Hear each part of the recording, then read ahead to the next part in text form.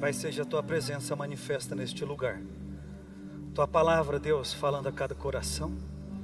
Nos mantendo assim, Deus, nesse clima de adoração e celebração ao nome do Senhor, porque foi isso que nos atraiu aqui neste lugar. Foi para escutar aquilo que o Senhor tem para as nossas vidas. Então continua no nome de Jesus a ministrar a cada um que está aqui. Nós pedimos assim ao Senhor, em o nome de Jesus. Amém. Por favor, você pode se assentar. Desde o início do ano, nós começamos uma série, as terças da esperança, novos tempos, novos rumos. E essa série, ela tem como finalidade, a ideia dela é de que, quando a gente começa o ano, a gente experimenta de uma excelente oportunidade de aproveitar 365 ciclos diários que Deus conferiu para, nele, em Deus, nós buscarmos uma nova direção, um novo rumo, algo novo, trazendo a ideia de mudança, trazendo a ideia de nova rota, de não querer mais a mesma coisa. E se nós formos pensar assim, quantas áreas na vida da gente está precisando de mudança, de um saculejo, de algo novo? Falando sobre ciclos diários, falando sobre tempo, vai nos remetendo à ideia de tempo. Se tem algo democrático que Deus conferiu a todas as pessoas, é tempo. Sobre o tempo, a Bíblia se refere de várias formas, as quais inclusive foram muito bem apresentadas pelo pastor Edson na terça-feira da semana passada.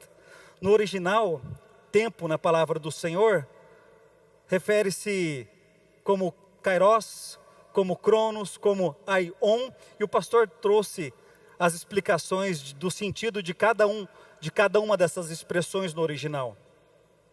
Mas o tempo cronos, esse tempo do relógio, o tempo que regula aquilo que nós conhecemos como dias, semanas, meses, anos, é sobre esse tempo que eu gostaria de pensarmos um pouco melhor. E nessa correria que a gente vive, cada vez mais parece que nós temos menos tempo de nos dedicarmos a tantas coisas importantes. Vivemos dias corridos. Inclusive, quando a gente puxa na memória, até parece que o tempo cronos nunca passou tão rápido. Mas as 24 horas do dia, elas são as mesmas. São as mesmas para quem é um mega empresário, envoltos aos seus incontáveis afazeres, ou para aquele que tem pouquíssimas funções. O tempo é o mesmo para quem tem boa saúde ou para quem está pertinho de partir. O tempo é o mesmo para quem está com uma rotina alteradíssima, chegou bebê novo em casa. O tempo é o mesmo para aquele que os filhos já partiram. O tempo é o mesmo.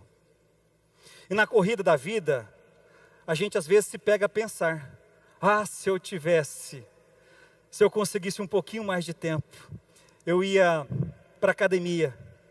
Se eu conseguisse um pouquinho mais de tempo, eu ia fazer uma faculdade. Se eu conseguisse um pouquinho mais de tempo, eu ia fazer um curso de inglês. Se eu conseguisse um pouquinho mais de tempo, eu ia até ter filhos. Se eu conseguisse um pouquinho mais de tempo, quem sabe eu ia servir nessa igreja? Se eu conseguisse um pouquinho mais de tempo. Início de ano, expectativas de mudar. E o que a palavra tem para nós revelada nesse cenário? Então convido vocês a abrirem suas Bíblias, seus smartphones. Vai ser também projetado na tela o texto que nós iremos ler. Você que nos acompanha pela internet, o texto da palavra do Senhor vai estar sendo disponibilizado aí na sua tela. Lucas, Evangelho de Jesus Cristo, segundo Lucas, capítulo 6, verso 43 ao 45. Não há árvore boa que dê mau fruto, nem tampouco árvore má que dê bom fruto. Porquanto cada árvore é conhecida pelo seu próprio fruto. Porque não se colhem figo de espinheiros, nem dos abrolhos se vindimam uvas. O homem bom, do bom tesouro do coração, tira o bem. E o mal, do mau tesouro, tira o mal. Porque a boca fala do que está cheio o coração. Pai, obrigado pela Tua palavra, Senhor. Leva agora, cativa o nosso pensamento. Tira toda a distração. Nos mantém, Deus, conectados com aquilo que o Senhor quer falar. E Deus, de modo muito humilde me coloco na Tua presença, a fim de que o Senhor mais uma vez possa usar-nos, a fim de falar aquilo que o Senhor já colocou no nosso coração, no nome de Jesus. Amém. Quando a gente vai olhando para esse texto, a gente vai chamando atenção, porque existe uma correspondência entre árvore e fruto. Que da árvore boa sai um bom fruto, e que da árvore má sai um fruto igual, um fruto mau. Embora por vezes nós queiramos que resultados diferentes saiam de árvores ou de sementes diferentes das quais nós plantamos, como se isso fosse possível. E quando colhemos algo diferente do que nós esperaríamos colher, nós tratamos de colocar a culpa em alguém. Recebemos uma herança de praticarmos uma transferência de culpa, isso não é de agora. Aí, falando sobre transferir a culpa para outra pessoa, nós precisamos nos remeter à criação, ao primeiro casal, a Adão e Eva. Precisamos falar do pecado original, da queda. Aí eu faço menção ao texto de Gênesis, no capítulo 3, verso 12 e 13, que diz assim: Deus falando com o homem e com a mulher. Então disse o homem: a mulher que me deste por esposa, ela me deu da árvore e eu comi. Disse o Senhor Deus à mulher: que é isso que fizeste? Respondeu a mulher: a serpente me enganou e eu comi. Segundo você vai vendo as respostas deles, fica claro que o intuito de Adão era de lançar sobre Eva a responsabilidade. E mais, de lançar a Deus também a responsabilidade, até porque foi Deus quem deu a esposa. Ora, Senhor, foi a esposa que o Senhor me desse, como se Deus tivesse parcela de culpa sob a ótica de Adão. E Eva, o que Eva fala? Senhor, foi a serpente. O Senhor me deu recomendações claras, mas foi a serpente. Aí eu comi. Precisamos nos posicionar e assumirmos a culpa quando ela nos pertence. E não é feio fazer isso, é sinal de bom caráter, é sinal de decência, de bom testemunho. E nessa perspectiva, diante de um novo tempo, querendo algo novo, gostaria de pensar com vocês o seguinte tema para a nossa mensagem: ainda há tempo. Dos ainda há tempos, o primeiro que eu quero pensar com você: ainda há tempo para escolher o que plantar. Não há árvore boa que dê mau fruto, nem tampouco árvore má que dê mau fruto. Verso 43. Não tem como falar de árvore, falar de fruto, sem contudo falar de semente. Até porque, se nós formos verificar, olhar para o texto, a gente vai perceber que o evangelista Lucas estava falando de colheita. Não tem como sair algo bom de uma árvore ruim, e também não tem como sair algo ruim de uma árvore que é boa. E neste sentido, pensando sobre mudança de rota, sobre mudança de rumo, de algo novo para a sua vida, eu quero dizer para você que depois de Deus, o maior agente, o maior responsável pela mudança na sua vida é você mesmo. Não coloque a culpa em ninguém. Vejamos o que a palavra nos ensina sobre as nossas atitudes. Sobre semear. Gálatas capítulo 6, verso 7. Não vos enganeis. De Deus não se zomba. Pois aquilo que o homem semear, isso também ceifará. Jó capítulo 4, verso 8.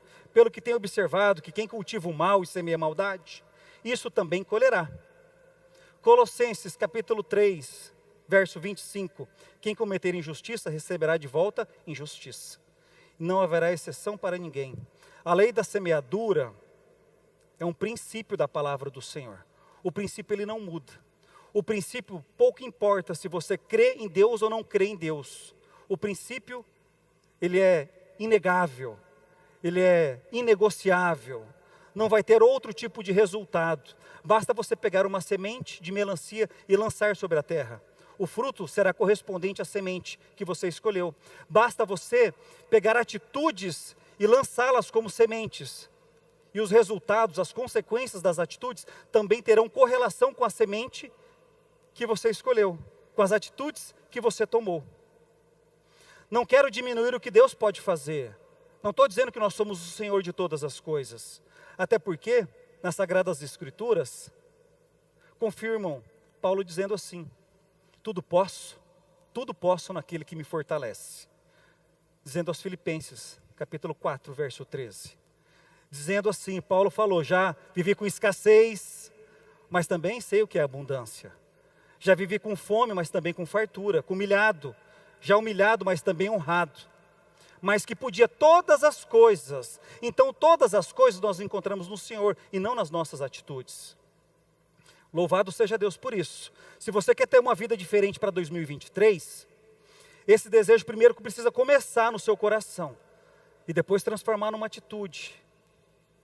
Sabe por quê? Se não virar atitude, nada vai mudar. Não vai ter rumo novo na sua vida. Você precisa primeiro reconhecer que precisa de mudança. Esse é o primeiro passo. Qual o novo rumo que você tem esperado para a sua vida física nesse ano? Quais as ações que você vai tomar? Você vai para uma academia? Deixa eu abrir um parênteses. Hoje comecei meu primeiro dia na academia. Louvado seja Deus por isso. Esperando uma mudança. Você vai começar uma dieta, perder peso? Você vai dormir melhor, ter hábitos saudáveis? O que você vai começar? Se você tem esperado algo novo para a sua vida profissional nesse ano, quais as atitudes que você vai tomar? Curso, formação, estudo, treinamento, quais as suas ações? Você tem esperado algo novo para o seu relacionamento com o seu cônjuge? Tem que melhorar a performance em casa? O que você vai fazer? Reservar tempo melhor de qualidade? Você vai melhorar o tratamento com o seu cônjuge? Atendê-lo melhor naquelas necessidades que você bem sabe as quais ele precisa? Qual o novo rumo que você tem esperado para as suas finanças? E quais são as atitudes, as ações que você vai implementar no assunto finanças na sua casa? Vai colocar em prática um orçamento doméstico? Vai gastar só aquilo que você pode, correspondente àquilo que você ganha? Você vai começar a fazer algum tipo de investimento? Ou ainda começar, ainda que seja uma simples, mas valiosa poupança, valiosa reserva? Qual o rumo para a sua vida espiritual para 2023? Qual as suas ações? Um posicionamento cristão? Virar as costas para o pecado que tem sufocado a sua vida?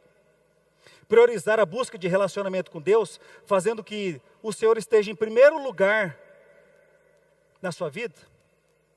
Então não quero afastar hoje de Deus, um Deus que pode num estralar de dedos mudar a sua história, mas o que a gente vai vendo, que a gente precisa entender é que Deus está esperando que nós tenhamos atitude, que nós saiamos da nossa zona de conforto, que nós intencionalmente nós busquemos uma mudança de rumo também.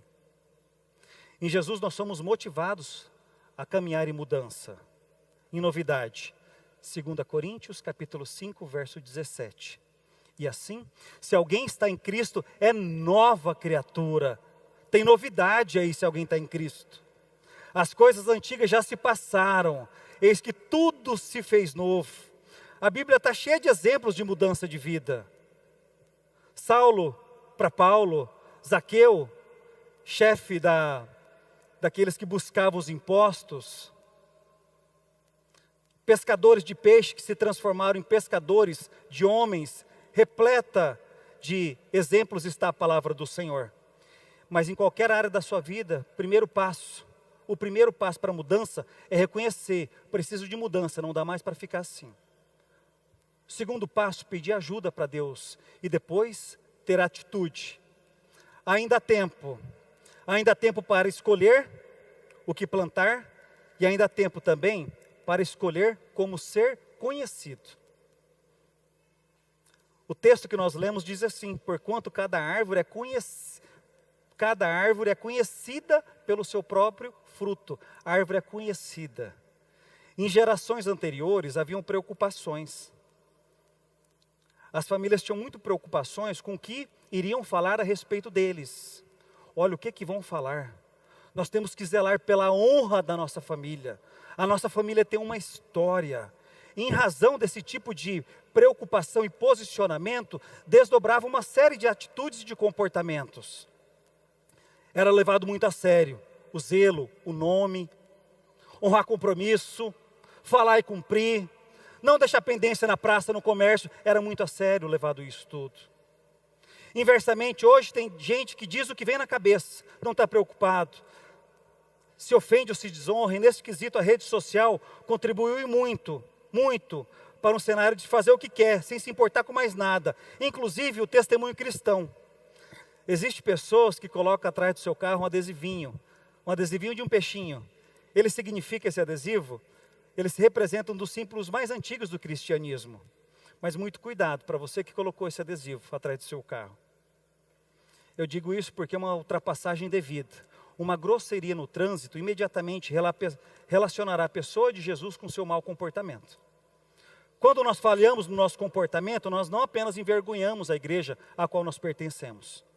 Quando você posta uma foto se vangloriando de estar bebendo, de estar num lugar inapropriado, você não apenas desonra a igreja, mas também causa escândalo na sua comunidade. E ainda as pessoas dizem, isso é porque é crente. Todas as vezes que falhamos com o comportamento que se espera de um cristão, nós cometemos um excesso, levamos junto para a lama o nome de Jesus. Jesus, a qual como cristão nós deveríamos ser imitadores. Ser cristão importa a necessidade de dar um bom testemunho. E neste quesito o apóstolo Paulo ele chama para si a responsabilidade. Quando falando da igreja de Corinto, no capítulo 11, nos primeiros versos, ele diz assim: tornem-se meus imitadores, como eu sou de Cristo, eu os elogio por se lembrarem de mim em tudo, e por se apegarem às tradições exatamente como eu as transmiti a vocês. Paulo falando aos Filipenses no segundo capítulo, ele dá uma série de recomendações, mas ao final ele diz que as atitudes deveriam ser semelhantes às atitudes de Jesus. Não façam por ambição egoísta ou por vaidade, mas humildemente. Considere os outros superiores a vocês mesmos. Cada um cuide, não somente dos seus interesses, mas também dos interesses dos outros. Seja a atitude de vocês a mesma atitude de Cristo Jesus. Sabe o que Paulo diz? Não sejam apenas imitadores de Jesus. Andem como eu ando, aprendam de mim, façam como eu faço. E o que as pessoas têm aprendido de você quando olham para a sua rede social? O que você tem ensinado como um discípulo de Jesus? O fruto revela a verdadeira identidade da árvore, assim como o comportamento revela o caráter íntimo de uma pessoa. Que você seja daquelas pessoas que destinam um bom perfume do Senhor por onde você passar. Que você possa carregar o Evangelho de Jesus. Que você possa fazer o Evangelho de Jesus conhecido. E que seu testemunho de vida leve pessoas para Jesus. Ainda há tempo. Ainda há tempo para escolher o que plantar. Ainda há tempo para escolher como ser conhecido. E por último, ainda há tempo para escolher o que colocar no seu coração. Verso 45 que nós vimos diz que o homem bom do bom tesouro do coração tira o bem, e o mal do mau tesouro tira o mal, porque a boca fala do que está cheio o coração. Embora possa existir um senso comum de que no nosso coração é lugar de coisas boas, até porque, poxa, é do coração que brota o amor. Que é o coração é lugar de sentimento, mas a palavra ela nos revela outras coisas a respeito do que sai do coração.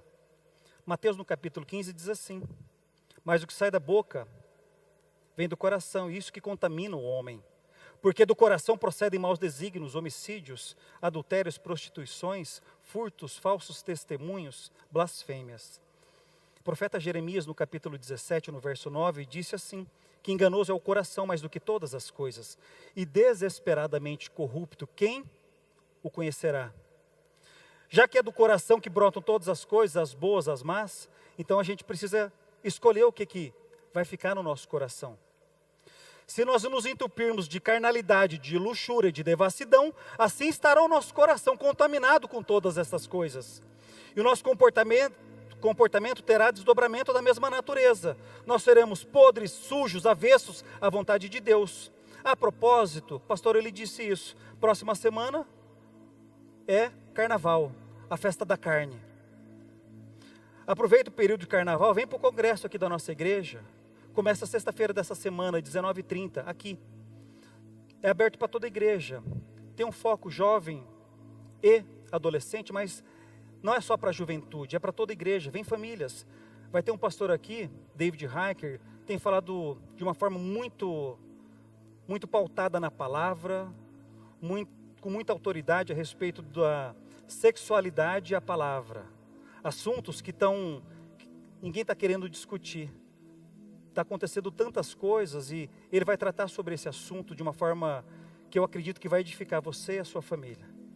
Bom, se a gente começar a ter um relacionamento com Deus então, Vamos encher de coisa boa? E se a gente começar então a meditar na palavra, buscar aplicar a palavra, se a gente começar então a colocar a vinda no culto como uma prioridade, que bom que vocês estão aqui.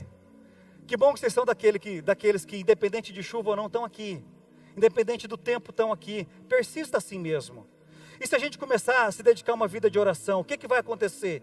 Certamente nós vamos ter um relacionamento especial com o Senhor. E neste relacionar vai ter mais espaço no nosso coração para ser encontrado o bom tesouro. E dele extrair o bem e não o mal. Nessa jornada de escolher o que colocar no nosso coração, nós não podemos esquecer, não tem como enganar a Deus. Ele conhece o que está no nosso coração. Provérbios capítulo 21. Todos os caminhos do homem lhe parecem justos, mas o Senhor pesa o coração. 1 Samuel capítulo 16, verso 7, o finalzinho. O Senhor não vê como o homem vê a aparência, mas o Senhor vê o coração. Então que nós não devemos apenas escolher o que colocar no nosso coração, pois às vezes nosso coração está duro, está enrijecido, pelos solavancos da vida, pelos golpes que a vida nos dá, faltando perdão, pelas dores. Aí o profeta Ezequiel, como boca do Senhor, sabe o que ele diz no capítulo 36? Sendo boca do Senhor, darei a vocês um coração novo, e porei um espírito novo em vocês, tirarei de vocês um coração de pedra, e em troca darei um coração de carne. Diante do seu pecado, o rei Davi, depois de ter sido confrontado pelo profeta Natã, do adultério com Batseba, lá no capítulo 51, ele fez o seguinte pedido: cria em mim, ó Deus, um coração puro, cria em mim um coração puro, e renova dentro de mim um espírito inabalável. Que você possa pedir ajuda a Deus, aquilo que vai ser colocado no seu coração, a fim de que a sua boca possa falar do que está cheio o seu coração, e que seja cheio, em nome de Jesus, de coisas boas. A propósito, agora não está faltando mais 365 dias, agora são 319 dias, para você encerrar o ano. Corre que ainda dá tempo de você implementar o que você espera de novo para a sua vida. E não se esqueça, Paulo falando à igreja de Roma no capítulo 14, disse assim: assim pois, cada um de nós dará contas de si mesmo a Deus. A Bíblia nos ensina que as nossas atitudes geram consequências, que Deus é um soberano juiz, nós vamos ter que prestar contas de tudo perante Ele.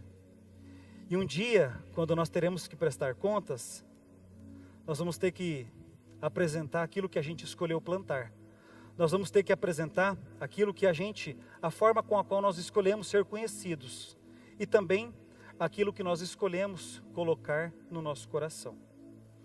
Enquanto nós cantamos essa canção, você que quer um rumo novo para a sua vida, entendeu que Jesus tem uma mensagem para o seu coração, de você escolher bem a semente, escolher bem o que plantar.